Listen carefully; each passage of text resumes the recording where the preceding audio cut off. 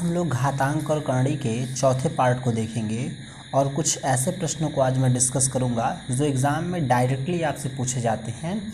और ऐसे सवालों को लोग अक्सर किसी किताब में या किसी और भी कहीं नोट्स में जल्दी ये सवाल मिलते नहीं हैं। इन सवालों को मैं आपको बताऊंगा क्योंकि एग्ज़ाम में कई बार रिपीट होते हैं और बहुत ही आसान तरीके से मैं बताऊंगा। कुछ ट्रिक्स का भी मैं आपको तरीका बताऊंगा कि आप इन्हें ट्रिक से कैसे लगा सकते हैं। और दूसरा, अगर आप कंसेप्चुअल इन सवालों को लगाना चाहते हैं तो आप मुझे कमेंट कीजिएगा। एक वीडियो और मैं बनाऊंगा जिनमें इन्हीं सवालों को मैं कंसेप्ट से भी लगाना सिखा दूंगा। बहरहाल आज मैं आपको ट्रिक से ही इन सवालों को लगाना का तरीका बताने वाला हूँ। चलिए सवाल को देखते हैं। जो पहला प्रश्न है, ऐसे सवाल आप कई बार देखे होंगे। ये इस तरह के सवाल आपको मिलते हैं। देखिए, जैसे ये सवाल मैं आपको लिखता हूँ। अब इस तरह के जो सवाल हैं इनको एग्ज़ाम में लगाना थोड़ा सा डिफ़िकल्ट होता है। आसान से सवाल हैं, बस आप तरीका जानेंगे तो बहुत ही आसानी से लगा देंगे। अगर यही सवाल दिया हुआ है तो इसे हम कैसे लगाएंगे, इसका तरीका देखिए।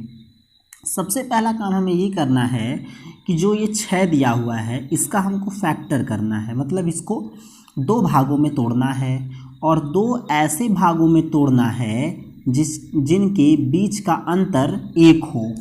मेरी बात समझिएगा, 2 ऐसे भागों में तोड़ना है जिनके बीच का अंतर 1 हो। तो इस 6 को मैंने 2 भागों में तोड़ दिया। क्या? 2 और 3। जैसे ही मैंने इन्हें 2 और 3 में तोड़ा तो इनके बीच का अंतर कितना है? 1 है। तो 2 भागों में तोड़ा।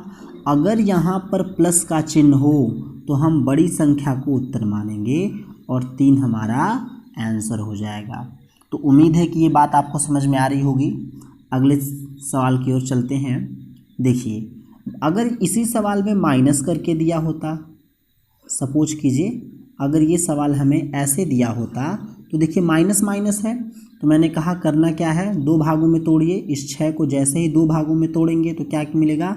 2 और 3। लेकिन बीच में क्या है? ये माइनस है। देख रहे हैं, बीच में माइनस का चिन्ह है, तो इसका मतलब छोटी वाली संख्या ही क्या होगी? उत्तर हो जाएगी। तो छोटी वाली संख्या हमारा आंसर हो गया। तो उम्मीद कर रहा हूँ कि ये चीज़ें आपको समझ में आ गई होंगी। एक सवाल और मैं आपको बताता हूँ, उसको देखिए। जैसे मान लिया ऐसे कोई सवाल है, इसमें 12 दिया हुआ है। समझ में आ रही है चीज़ें? देखिए, ऐसे मान लिया कोई सवाल है और ये इनफाइनाइट तक, इनफाइनाइट होना अनिवार्य है। अब ये इनफाइनाइट हो गया, हमें क्या करना है? इस 12 को 2 भागों में तोड़ना है। तो 3 और 4 तो प्लस है, तो 4 हमारा आंसर हो जाएगा।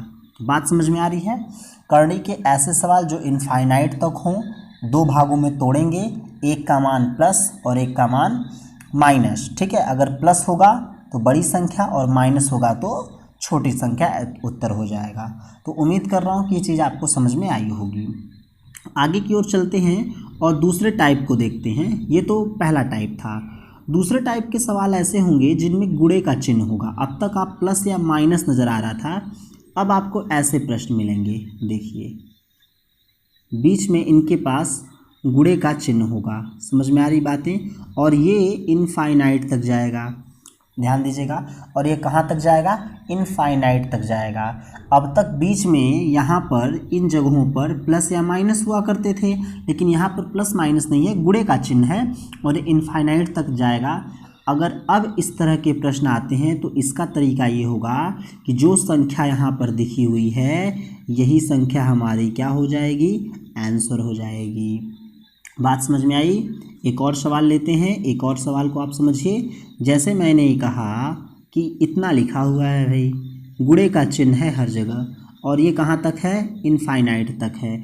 अगर ये इनफाइनाइट तक है, इनफाइनाइट तक है, ध्यान देना है, ये इनफाइनाइट ही होना चाहिए। अगर ये इनफाइनाइट तक है तो इसमें से जो संख्या लिखी हुई है इसे हम लिख देंगे और यही हमारा क्या होगा? आंसर हो जाएगा। तो उम्मीद कर रहा हूँ कि ये सवाल आपको समझ में आ गया होगा।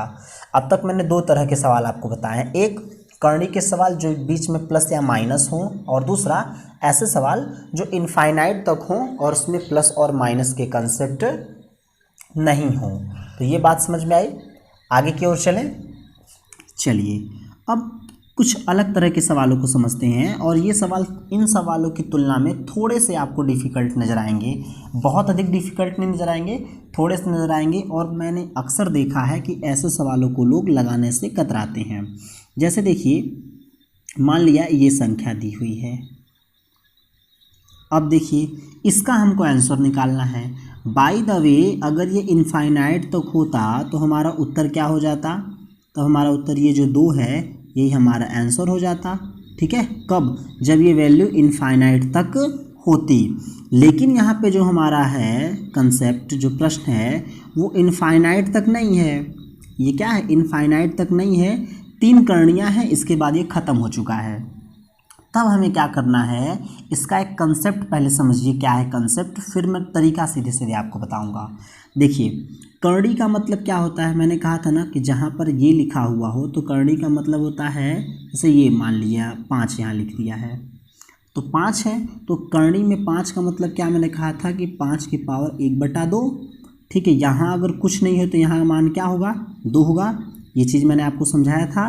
तो उसी तरफ से समझिए कि ये जो ये 2 है, इसको हम क्या लिख सकते हैं, पहले इस 2 को देखते हैं। इस 2 को क्या लिखेंगे, 2 के पावर 1/2, बीच में गुणे का चिन्ह है तो गुणा किया, फिर 2।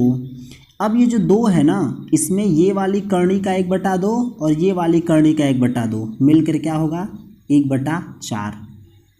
आगे फिर 2 बचा। अब इस 2 में 3 करणियाँ हैं तो 1/2 गुणे 1/2, 1/4 गुणे 1/2 कितना हुआ, 1/8। तो अब वैल्यू कितनी आ गई, 1/2, 1/4, 1/8। मैंने कहा था कि यदि ये आधार समान हों तो घातें आपस में क्या होंगी, सारी घातें जुड़ जाएंगी। तो उत्तर हमारा 2 होगा और 1/2 प्लस 1/4 प्लस 1/8 करेंगे तो आंसर आ जाएगा 7/1 मिनट मिटा देता हूँ मैं थोड़ा सा, ठीक है, थोड़ा सा इसको मिटाता हूँ। चलिए, तो आंसर हो जाएगा 2 और 7/8, मतलब 2 के पावर 7/8 इसका क्या होगा, आंसर हो जाएगा। बात समझ में आ रही है। एक सवाल और समझिए, ठीक है, फिर देखिए एक बार इसी सवाल को मैं एक और सवाल बताता हूँ। जैसे बाय द वे एक प्रश्न ऐसे हो कि 3 हो, √3 हो, √3 हो और √3 हो, ये वैल्यू 4 बार हो चुका हो। तो मैंने ये कहा आपको कि एक एक स्टेप स्टार्ट करते हैं, तरीका समझिए। जैसे ये 3 है ना, 3 के पावर कितना है, 1/2 गुणे इस 3 के पावर 2 करणी अब इस पे लग चुकी है, एक ये वाली है एक ये वाली है, तो 1/2 एक करणी का मान, 2 करणी का मान, तो 1/2 गुणे 1/2 वैल्यू कितनी आएगी, 1/4। फिर गुणा इस 3 का। अब करणियों की संख्या 3 है तो जैसे ही हम अगर हम 1/2 गुणे 1/2 गुणे 1/2 करेंगे तो वैल्यू कितनी आएगी, 2 गुणे 2 गुणे 2 8, 1/8 यहाँ आया। फिर गुणा एक और करणी है तो 3, इस पे कुल कितनी करणी है, 4 करणी, 1 2 3 4। अगर 1/2 का फिर से गुणा करेंगे तो कितना मान आएगा, 1/16। ठीक है, आधार समान है तो आधार लिख देंगे और जैसे ही हम 1/2 प्लस 1/4 प्लस 1/8 प्लस 1/16 करेंगे तो आंसर आ जाएगा 15/16, मतलब 3 के पावर वैल्यू कितनी हो गई, 15/16। तो उम्मीद कर रहा हूँ कि चीज़ें आपको समझ में आ गई होंगी। आगे एक सवाल, इसी सवाल को कंसेप्चुअली जैसे समझिए, कंसेप्चुअली आप समझ चुके हैं, ट्रिक्स समझिए। जैसे पहला सवाल ये था, यही था, 3 करणियाँ इसमें आपको नज़र आ रही थी, तो करणी का मान 1/2 आप जानते हैं, कुछ नहीं करना है, ये जो आधार है आधार को लिख दीजिए और 1/2, ठीक है, ये जो 1/2 है, मतलब ये जो क्या नाम है आपको 2 नज़र आ रहा है, ये करणी की बात मैं कर रहा हूँ, ठीक है। ये जो करणी का मान कितना है, 2 है, तो करणी की कुल संख्या कितनी, 3, तो 2 गुणे 2 गुणे 2 वैल्यू 8। तो 8 जब आए तो 8 में से 1 घटा देंगे, वो ऊपर लिख देंगे और वैल्यू को नीचे लिख देंगे, तो 2 के पावर 7/8 इसका आंसर होगा। जैसे मैंने तीसरा सवाल आपको बताया था, दूसरा सवाल कि ऐसे था 3 और ये 4 बार था, 4 बार था, तो 4 था तो 3 को 3 लिखना है। अब 2 का गुणा कितनी बार करना था, 4 बार, 2 गुणे 2 गुणे 2 गुणे 2, ठीक है, तो 8 1 16, 8 दूना 16, 16 आया तो 16 तो नीचे रहेगा और ऊपर 1 घटा देंगे तो 3 के पावर 15/16 यही हमारा क्या हो गया, यही हमारा आंसर हो गया। तो 3 के पावर 15/16 हमारा उत्तर हो गया। तो ये उम्मीद कर रहा हूँ कि चीज़ें आपको समझ में आई होंगी और इस तरह के जितने भी प्रश्न एग्ज़ाम की पर्पज़ से महत्वपूर्ण है वो सब मैं आपको समझाऊंगा। बस आप मेरे चैनल पर बने रहें और अगर आपको कोई सवाल में कन्फ्यूज़न हो तो आप उसे कमेंट कर सकते हैं, वो भी सवाल मैं आपको बता दूंगा। तो उम्मीद है कि चीज़ें आपको अच्छी लगी होंगी। मिलते हैं किसी और वीडियो में, तब तक के लिए धन्यवाद।